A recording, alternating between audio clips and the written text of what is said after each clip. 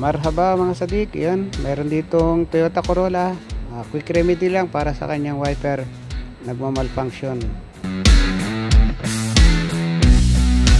As you can see, tinanggal ko na yung buong mechanism ng wiper.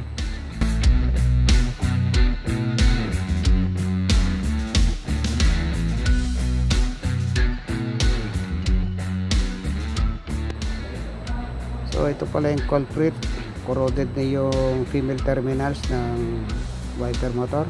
So yung hawak kong wire, yan ang aking gagamiting remedy. Quick remedy yan, mabisa yan, pinagbabawal pero effective na technique yan guys.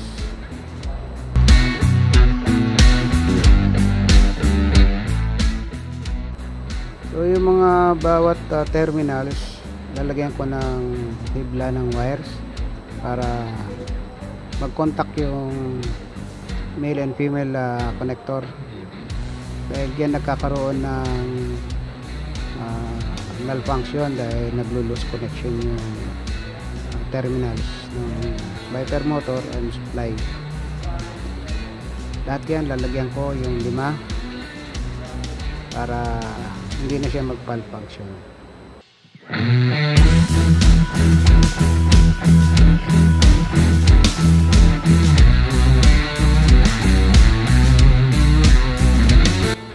So ayan, nalagyan ko na ng mga wires yung female terminals, then kukunin ko na yung connector para may kabit na natin yung wiper motor. Ayan, assemble na natin guys.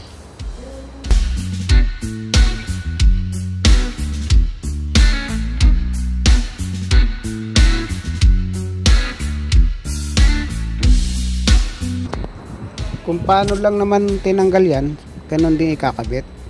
Kaya kailangan memoryahin nyo yung pag dismantle para pag nag-assemble na kayo, hindi kayo maliligaw. Ganun lang kabilis at kadali ang pagmimekaniko guys.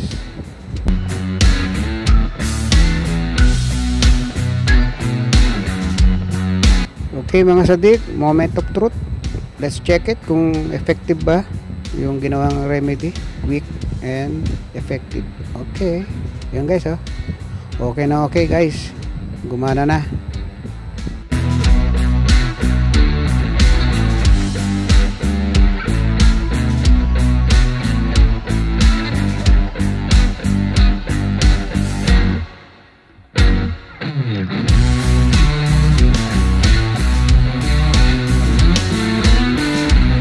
So ayan, naibalik ko na yung mga cover at na makaalis ng ating kaibigan na Scarlett.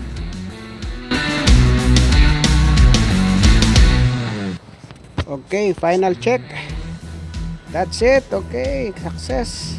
Thank you for watching mga sadik.